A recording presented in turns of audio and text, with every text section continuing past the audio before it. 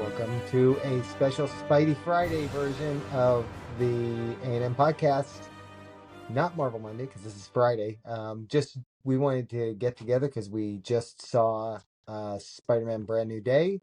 Wanted to give our quick thoughts on it, not too spoilery of a way, before our regular Monday episode where we'll do a full teardown, give all of our thoughts, and that will be more spoilery. Warning is Consider given. this a spoiler-free review, and we'll get Yeah, into the spoiler review yeah. thoughts Yeah, exactly. on So Marvel you want to Monday. start off and give your overall thoughts and any notes you wanted to give? Yeah, I think some people might take this in a bad way. I think it's in a good way because I really liked the tone of Amazing Spider-Man 2. I Yeah, felt like there were a lot of moments that reminded me of Amazing Spider-Man 2. yeah, From some yeah, of the scenes, the swinging, a lot of, again, like the themes of it. It reminded me of Amazing Spider-Man 2 yeah, in the good ways of yeah, Amazing Spider-Man 2. yeah. I know what you Um, mean, and I feel like Tom Holland's the way he's portraying Peter in this. There was a little bit of that same personality, I think. hmm From Andrew Garfield. hmm yeah. And then I think that overall, it was probably the best Tom Holland Spider-Man movie. I don't know. I'd have to go back and rewatch all of the Spider-Man movies to figure out if it's the best Spider-Man Yeah. movie. It's tough because comparing it to No Way Home, that was such. hmm I rewatched that last night in preparation for tonight, and that was such hmm a good movie. But that was a good movie Yeah, for different yeah, reasons, right? Because all three Spider-Men in it. So yeah, yeah, and it's again like the different themes of it. yeah. So But it was a really good movie. one thing I was saying on the ride home was that it's really interesting to me the kind of the transition of that character of this version of Peter Parker Spider-Man from the beginning in Captain America Civil War where we like first saw him show up till now from that that 15-year-old kid or 14-year-old kid or whatever he was to this like grown man now who's living his life as Spider-Man like that. It's kind of neat that growth that they've been able to take with that character. hmm Yeah, and that's something that we never really got to see. Because even the Toby stuff, like Toby was in high school, what, in Spider-Man 1? Yeah, yeah, he graduated Yeah, in the first Spider-Man movie. Yeah, yeah, so you never really got to see high school Peter with him. You kind of saw it more with Andrew in The Amazing Spider-Man, right, but then, because what, Spider-Man 2 opened, or Amazing Spider-Man 2 opened with him graduating again. So, right. yeah, you never really got to, it was kind of like, all right, yeah, he's a high schooler, now he's an adult. You didn't really Yeah, get to see that progression that, yeah, you're starting to see now. yeah, yeah.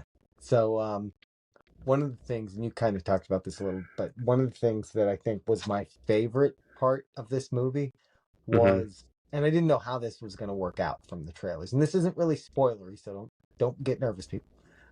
But the relationship between the Punisher, between Frank and Spider-Man in this, hmm I thought was so cool. I thought that part of it was so cool that it, they hmm kind of, it just, I thought that was a really cool part of the hmm way that they did this movie. It was nice getting to see that Punisher, on the big screen and in a movie like that. Because I think it's just such a great character. I think the way John Barenthal plays that character is really good, and hmm I really like the way they incorporated him into hmm this movie.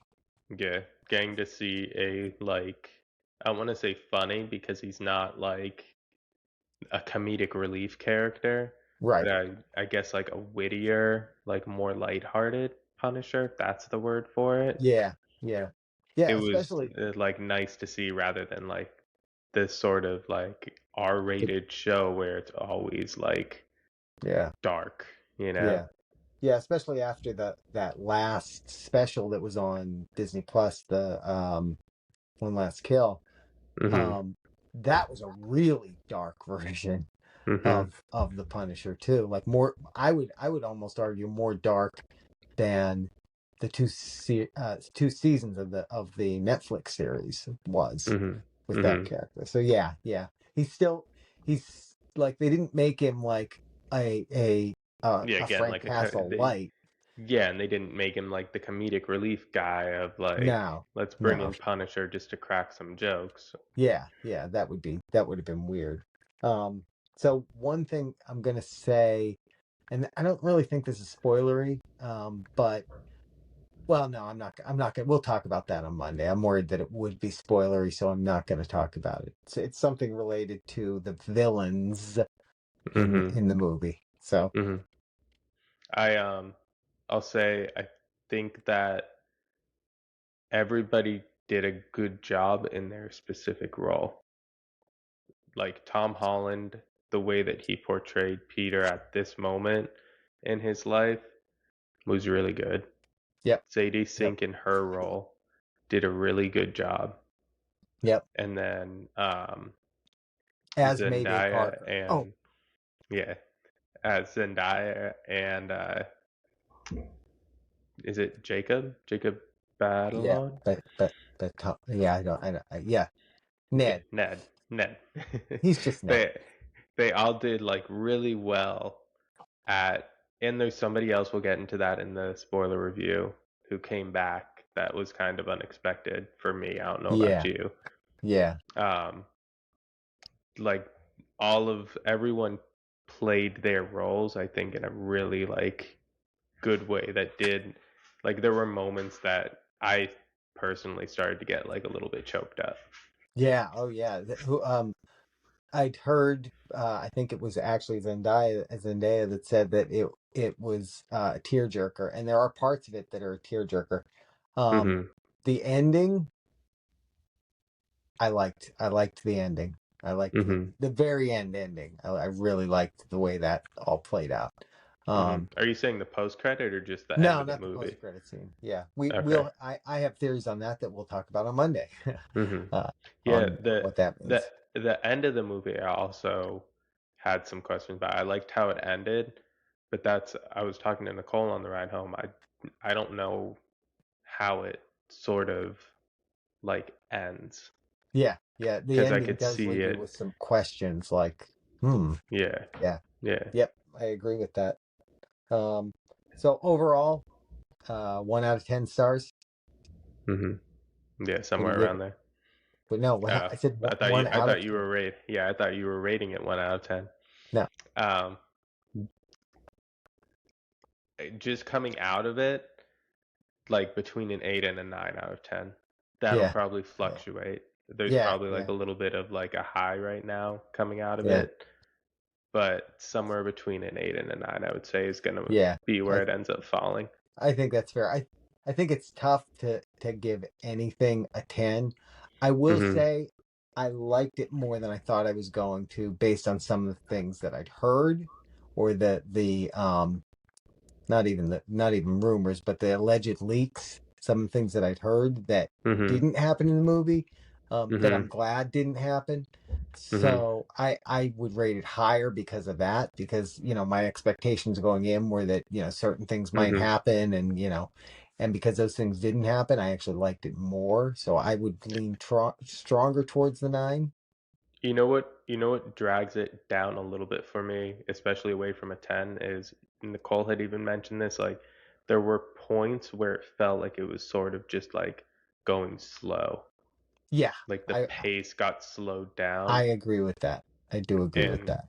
yeah, I feel like that's what right away is preventing me from giving it a full on like Right. 10 out of 10 coming right out of it. Right, right. Yeah, and there were some other things about some things that happened in the story that I think I didn't necessarily like the way they went. And again, I'll get more into it in the spoilery version.